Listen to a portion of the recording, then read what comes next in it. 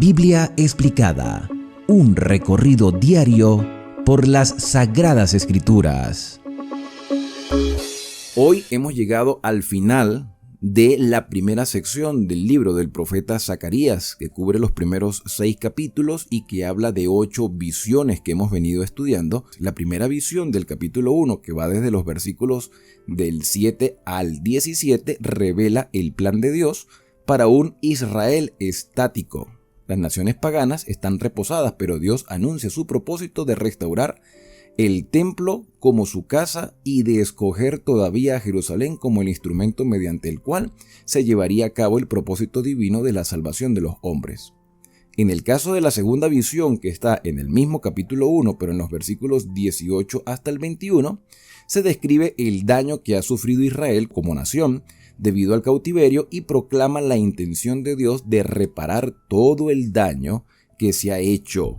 La tercera visión del capítulo 2 asegura a los judíos la presencia y la bendición divina en la obra de reconstrucción y en el cumplimiento de la misión de Israel en el mundo. En la cuarta visión del capítulo 3, Dios asegura a su pueblo que se interpondrá para protegerlo de Satanás, su máximo enemigo, y perdonará los pecados de Israel que hasta aquí habían dado a Satanás una oportunidad para interferir en el cumplimiento de la voluntad de Dios para Israel con su pueblo. La quinta visión del capítulo 4 muestra el medio por el cual se cumplirá la restauración de Jerusalén y la transformación del carácter. La sexta visión que estudiamos en el video anterior del capítulo 5 presenta el proceso mediante el cual se investigará el pecado entre el pueblo de Dios. Y la séptima visión, que también la estudiamos en el capítulo 5, describe la eliminación final y completa del pecado y de los pecadores de entre todo el pueblo escogido. La octava visión, que sí nos corresponde el día de hoy con el capítulo número 6, presenta a Dios supervisando los asuntos de la tierra para el cumplimiento de su propósito divino, tal como se presentó en las visiones anteriores. Y así asegura el éxito de la misión de Israel.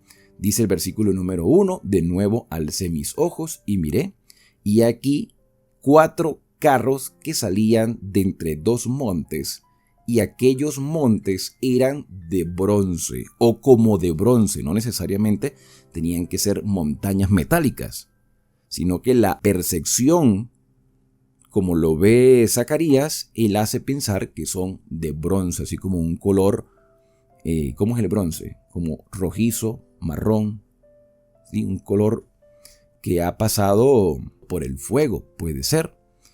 Sin embargo, algunos teólogos y comentaristas consideran que este quizás sea uno de los capítulos más difíciles de interpretar de las 8 visiones que se le presentan a Zacarías en esta primera sección.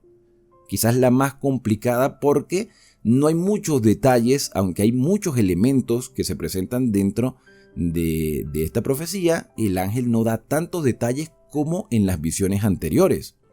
Sin embargo, si vemos toda la escritura como un mensaje, como un todo, podremos ver en el libro de Apocalipsis algunos elementos, algunas visiones que quizás nos ayuden a entender esta visión o viceversa.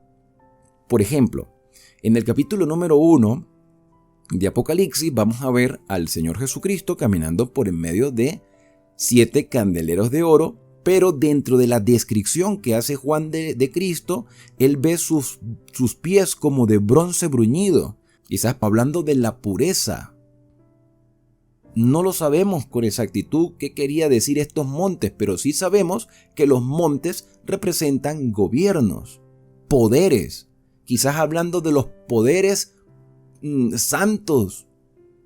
¿Y qué poder santo existe? Pues el gobierno universal de Dios. ¿Por qué se utilizan 2? No tampoco tenemos los detalles, pero podemos conjeturar, quizás hablando de la obra del Padre y el Hijo, así como en la mesa que hay en el lugar santo del santuario. En la mesa habían 2 pilas de pan y algunos han llegado a la conclusión que hace alusión al Padre y al Hijo, y la mesa hace referencia al trono. Pero esos son comentarios, son alusiones que pueden tener cierto grado de verdad, Pero el texto en sí no nos da todos esos detalles. Quizás la esencia del mensaje es mucho más allá que entender todos estos detalles que quizás llamen la atención para el estudioso de la Biblia. Lo más relevante dentro de este primer versículo 1 es que Zacarías ve 4 carros, 4 carruajes, o como dicen en algunos países europeos, coches, ¿sí? Unos carruajes evidentemente jalados por caballos. Y seguramente alguien montado en él, pero no se hace esa descripción, solo se ve el carro y se ven los caballos. En el versículo 2 dice que el primer carro habían caballos alazanes, caballos rojizos, muy parecido quizá a los caballos que vimos en el primer capítulo. Esto es una visión diferente, en un contexto diferente, con un propósito diferente, pero hay elementos similares. Caballos alazanes, varios caballos jalando un carro. En el segundo carro había caballos negros. En el tercer carro había caballos blancos. Y en el cuarto caballo habían caballos overos rucios rodados. Quizás los que conozcan mejor de la crianza de caballos, de estos animales domésticos, sepan diferenciar qué es un caballo overo rucio rodado. Pudiéramos hablar que eran caballos pintados, o sea, de dos colores, una mezcla, quizás rojizos con blancos, quizás un poco más oscuros, también pintados, manchados. Caballos que no eran de un solo color. Después tenemos, en el versículo 4, Zacarías dice: respondí entonces y dije al ángel que hablaba conmigo, Señor mío, ¿qué es esto? Fíjate que un detalle repetitivo dentro de todas las visiones es que Zacarías pregunta, no se queda con la duda. No es que lo conoce todo, porque está aprendiendo, es un profeta joven que ha recibido el don profético, pero que no conoce todos los detalles de los elementos proféticos y necesita tener respuestas, y él pregunta dentro de la visión qué es esto, y el ángel, evidentemente como en otras oportunidades, responde y dice: estos son los 4 vientos de los cielos. Los 4 vientos de los cielos. Los vientos por lo general hacen alusión a guerras, a conflictos. Sin embargo, parece ser que en el hebreo la palabra vientos aquí hace alusión a espíritu. Son los 4 espíritus, que también desde un punto de vista simbólico hace ver de que estos carros son movidos por el Espíritu Santo, que salen después de presentarse delante del Señor de toda la tierra. Están delante del Señor o son dirigidos por el Señor, aceptan la voluntad del Señor o hacen la voluntad del Señor, salen hacia los 4 vientos de la tierra dirigidos por el Espíritu Santo a cumplir los propósitos divinos. Versículo número 6. El carro con caballos negros, primero se mencionan los negros, salían hacia la tierra del norte. ¿Y cuál es la tierra del norte? Según el contexto de todo lo que hemos venido leyendo, Babilonia.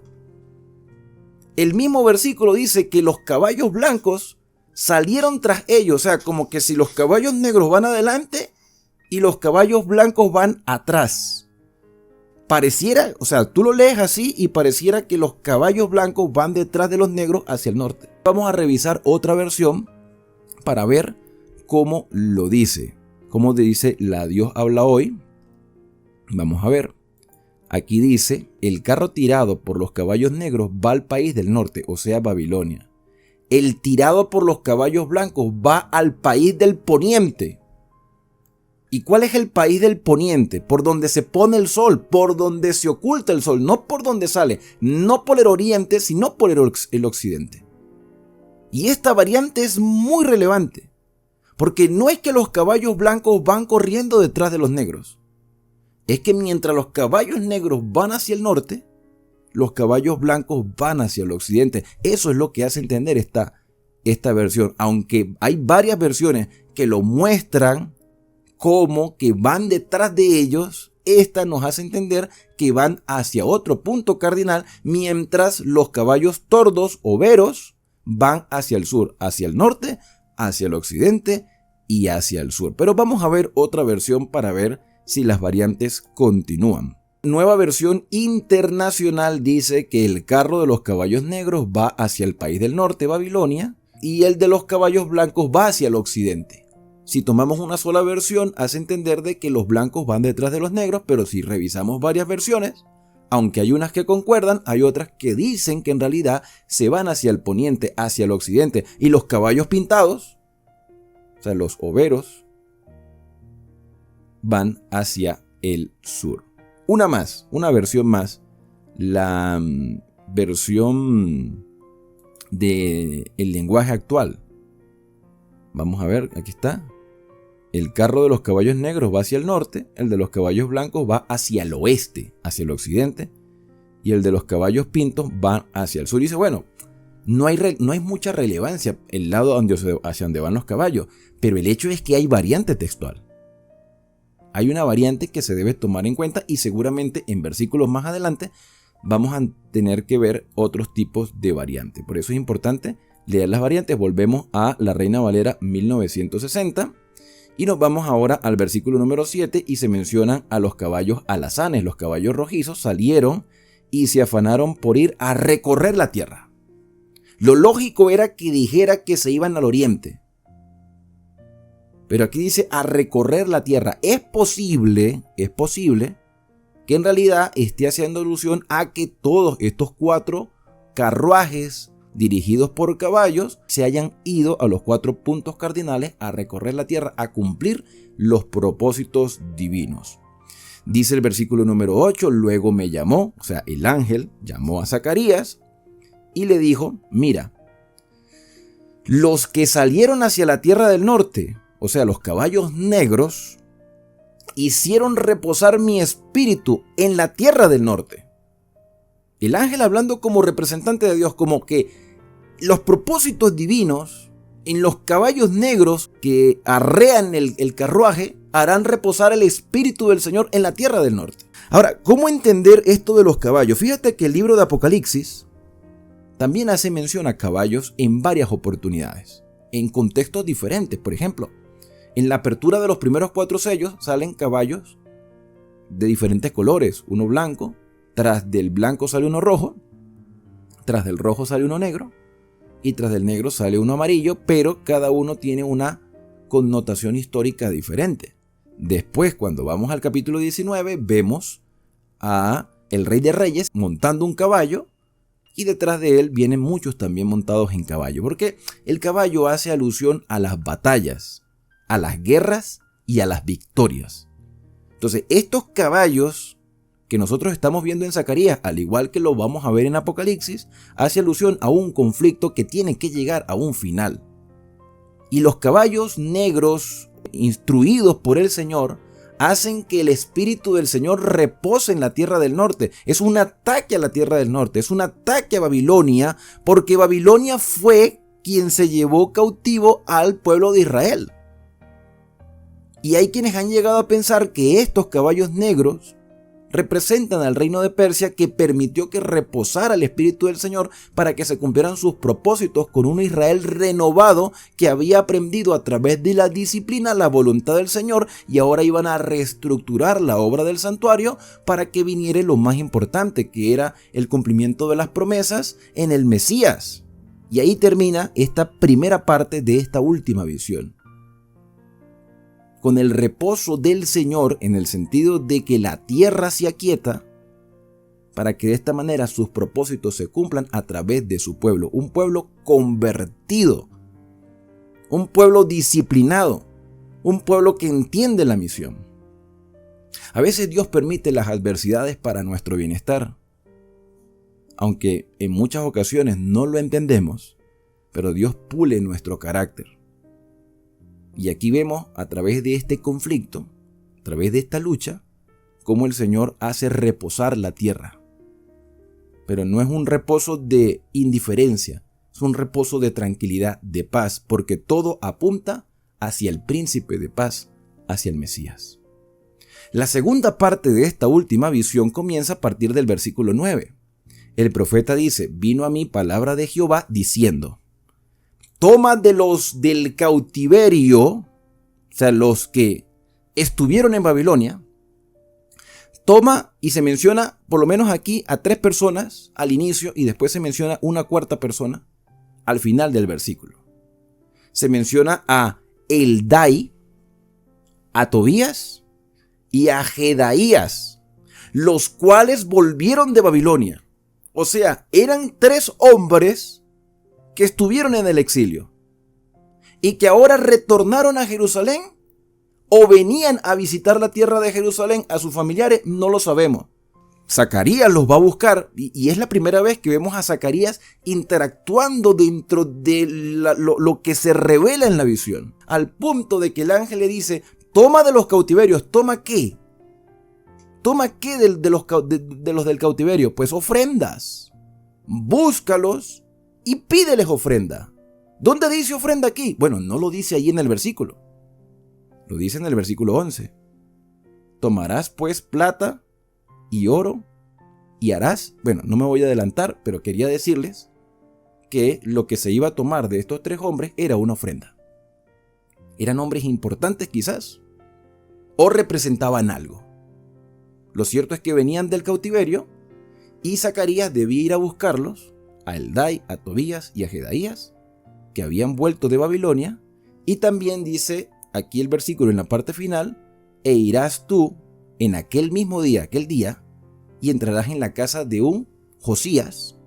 ¿Sí? Un Josías, otro Josías, no es el Josías rey, no, otro Josías, porque estamos en otro periodo histórico, hijo de Sofonías. 4 hombres. Es muy probable que estos 3 hombres representen algo por sus nombres. Algunos han sugerido que los 3 hombres mencionados eran representantes de los judíos que aún estaban en Babilonia y se habían presentado con ofrendas para el templo. La Septuaginta, esto que ustedes ven aquí, dice LXX, estos son números romanos, ¿sí? Que dicen 70, la L 50, la X 10 y 10 serían 70 en total. Esa es la traducción griega del Antiguo Testamento conocida como la Septuaginta. Bueno, la Septuaginta, en lugar de los nombres, da el significado simbólico de estos. O sea, que no aparece el nombre de Heldai, Tobías y Jedaías, sino que aparecen en la Septuaginta los príncipes, que sería la traducción de Heldai, los útiles, que sería la traducción de Tobías, y los que han entendido sería la traducción de Jedaías. Ese es el significado de los nombres de estos 3 mencionados: Heldai, los príncipes; Tobías, los útiles; y Jedaías, los que han entendido. Además de eso, se menciona a un 4º hombre, que es Josías, y como les leí en el versículo número 11, les leí que iba a tomarse de ellos oro, plata, con el propósito de hacer coronas. Harás coronas. Coronas, varias coronas, o una corona encima de otra corona. El hecho es que está en plural: harás coronas, y las pondrás en la cabeza del sumo sacerdote Josué, hijo de Josadac. En el capítulo número 3, nosotros estudiamos la condición de Josué, con el cual él se presenta ante el Señor lleno de ropas inmundas y Satanás acusándolo, pero el Señor le quita sus ropas viles y le coloca un manto de justicia. O sea que Josué era un representante de Dios aquí en la tierra. Como sumo sacerdote debía representar al Mesías, pero también debía representar a su pueblo delante de Dios, para interceder por su pueblo. Era un símbolo del Mesías que habría de venir. Y aquí ahora se toma simbólicamente de nuevo a este sumo sacerdote para colocarle coronas en su cabeza. ¿Quiénes eran los que tenían coronas? Los reyes. Eran los reyes los que portaban la corona. Desde el simbolismo se iba a preparar una corona para Josué, que ya él, como varón simbólico, representaba el sumo sacerdocio del Mesías. Pero él mismo iba a representar también el reinado del Mesías. 2 ministerios, 2 obras, 2 funciones diferentes en un solo hombre. En otras palabras, se estaba ilustrando al Mesías que había de venir, que es el personaje principal de toda la Escritura. De la ofrenda de los príncipes, de la ofrenda de los útiles, de la ofrenda de los entendidos, se prepararía corona para aquel que representaba al Mesías como sacerdote, como sumo sacerdote, pero también como rey. Versículo número 12. y le hablarás al sacerdote, a Josué, le hablarás diciendo: así ha dicho Jehová de los ejércitos, he aquí el varón cuyo nombre es el renuevo. Entonces tú, Josué, eres un símbolo, pero la realidad, el verdadero Mesías, el renuevo, brotará de sus raíces y edificará el templo de Jehová. Pero no solamente la estructura del templo, porque el templo lo vamos a construir nosotros. En ese contexto histórico, Zorobabel, Josué y todo el pueblo iban a reconstruir el templo, ya estaban en ese proceso de reconstrucción. Pero el verdadero templo, el templo simbólico, el templo espiritual, solo lo podía levantar el renuevo. Que en el capítulo 3, cuando hablamos de Josué, se le describía también aquí como el renuevo. Estamos en el capítulo 3, versículo 8. Y aquí yo traigo a mi siervo el renuevo. Y en el capítulo 6 volvemos a leer que el Mesías se le describe como el renuevo, lo mejor, lo renovado, lo perfecto. La realidad del símbolo. El símbolo era Josué o los sacerdotes anteriores, los reyes anteriores. Todos eran símbolos del Mesías. El Mesías era la realidad, el renuevo que brotará de sus raíces. De hecho, en el libro de Isaías nosotros leemos el vástago que retoña. Edificará el templo real. Él edificará el templo de Jehová, haciendo énfasis. Y Él llenará de gloria, porque es Dios mismo hecho hombre. Solamente Dios puede llenar de gloria el templo. El templo que construyó Salomón, Dios se manifestó. El templo que construyó Moisés tenía la chequina. El templo que construyó Zorobabel no había manifestación en él, pero el renuevo, el Mesías, llegaría para llenarlo con su gloria y se sentará y dominará en su trono. Los sacerdotes, el sumo sacerdote no tenía trono, el que tenía trono era el rey, pero el Mesías debía ser rey y sacerdote a la vez, cumplir dos funciones.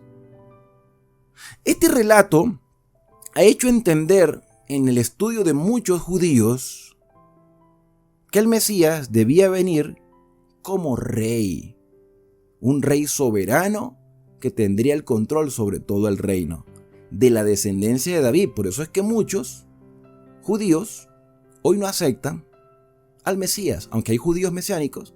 Los ortodoxos dicen: no, el Mesías no ha venido porque no se han cumplido las condiciones, porque Zacarías dice que vendría a tener dominio en su trono y no, Jesús no se sentó en ningún trono. Porque es que, cuando uno no entiende bien el ministerio del santuario, tiene conceptos errados del Mesías. Mira, cuando tú estudias el santuario, tú te das cuenta que lo primero que se muestra en el santuario es el altar del sacrificio. O sea que Cristo tenía que venir primero como un cordero que fue llevado al matadero. Cuando tenemos conceptos errados del Mesías, cuando tenemos conceptos errados del santuario, evidentemente vamos a interpretar de manera errónea el ministerio de Cristo. Cristo tenía que venir primero como un sacrificio. Una vez que hace el sacrificio, entonces Jesucristo asciende a la patria celestial para asumir una obra sumo sacerdotal en el cielo. Primero cordero, después sacerdote. Y cuando termine su obra de sacerdocio, vendrá como Rey de Reyes y Señor de Señores. No podemos esperar que venga un rey a dominar la tierra si antes no pasa por la obra del sacrificio. Pero como no aceptan algunos el sacrificio de Cristo, no lo ven como Mesías y entonces interpretan este texto simplemente como vendrá como un rey.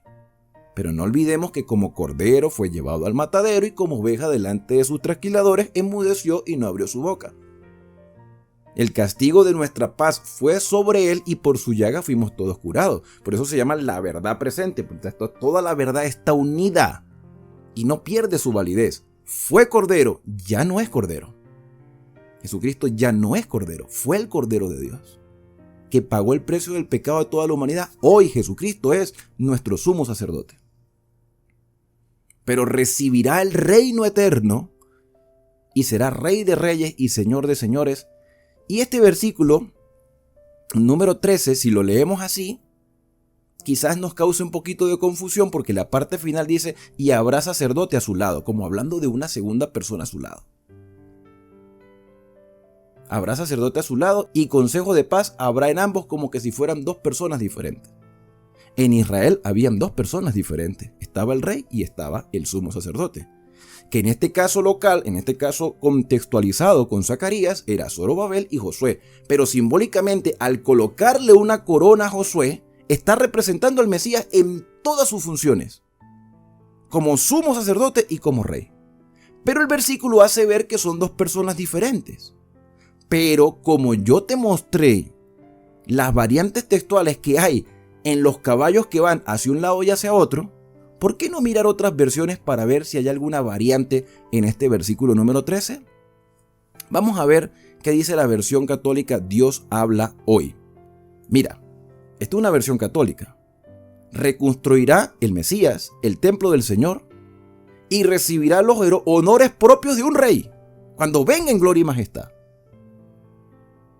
Se sentará en su trono a gobernar. De hecho, Daniel nos muestra que el gobierno universal de Dios jamás será destruido, que es el reino mesiánico.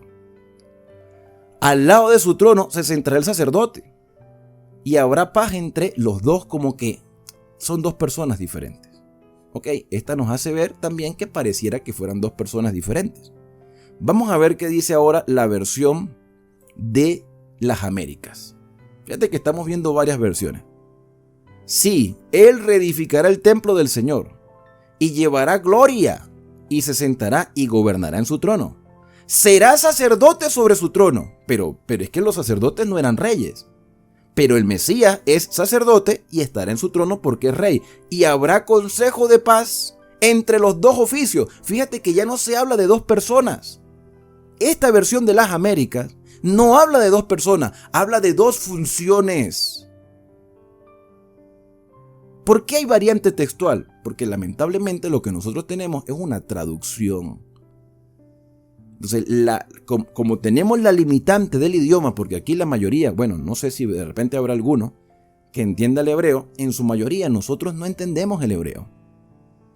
Pero quienes hicieron la traducción tenían una percepción del idioma original, y es bueno revisar varias versiones y entender que no está hablando de dos personas separadas, que no es que alguien va a estar al lado de Josué o alguien va a estar al lado del Mesías como un ayudante, sino que el Mesías cumple dos funciones como sumo sacerdote, que después es coronado, que se sienta en el trono y está apuntando hacia el Mesías. No está apuntando a Josué, está señalando a Josué como un símbolo del renuevo que llenará la plaza de gloria y que tendrá paz entre sus dos oficios. Volvamos a la Reina Valera 1960 y nos vamos ahora al versículo 14. Las coronas servirán a Helen. Helen, ¿quién es Helen? Después se menciona a Tobías y después a Jedaías. ¿Cómo se llamaban los tres varones estos al principio? ¿Cómo se llamaban? Volvamos al versículo número 10. Se llamaba Heldai, Tobías y Jedaías. ¿Y cómo los llaman ahora? ¿Cómo se llaman? Helen, o sea que este Helen es el mismo Heldai, son los mismos. Pero como sus nombres tienen significados, y Helen significa príncipe, o por lo menos lo que traduce, y Tobías útiles y Jedaías los que tienen entendimiento, se está mencionando a estos cuatro hombres. Pero, tres, y después se menciona, ¿se acuerdan de cómo se llamaba el otro? Se llamaba Josías, pero aquí se le llama Hem, hijo de Sofonía. Es el mismo porque a Josías, en el versículo número 10, se le describe como hijo de Sofonía. O sea, hay una variante en los nombres de estos personajes, como que describiendo características más que simplemente su nombre natural. ¿Ok? Entonces, las coronas servirán a Hele y a Tobías y a Jedaías y a Gen, hijo de Sofonía, como memoria en el templo de Jehová, como memoria, como recuerdo. Pero vamos a ver otra versión a ver cómo lo dice, como memoria, como testimonio. ¿Estas coronas servirán de qué? ¿Sí? Pudiéramos pensar, así a simple vista, servirán de testimonio de que el Señor cumplirá su palabra. y que el Mesías vendrá como sacerdote y como rey. Vamos a ver cómo lo dice la versión de las Américas. Dice acá: las coronas serán, y se menciona a Helem, a Jedaías, a Tobías, a Gen, hijo de Sofonías, como recuerdo en el templo del Señor. O sea, el templo, la construcción del templo y estas coronas recordarán siempre que Dios ha hecho una promesa. ¿Cómo lo dice la versión Dios habla hoy? Dice: las coronas serán un recuerdo que quedará en el templo en honor de Heldai. Bueno, en honor, quizás la descripción no es en honor a ellos. Es porque ellos, por fe, dieron una ofrenda para que este símbolo quedara allí. Pero quizás la traducción en honor de ellos no, porque ellos no son el centro del mensaje. Quizás sean el foco de atención de la manera como actúan si representan a alguien. Pero el personaje central es el Mesías, el renuevo. Volvamos a la Reina Valera 1960. Y terminamos con, ya sabemos que había un testimonio allí que iba a quedar como recuerdo de que Dios cumpliría su promesa.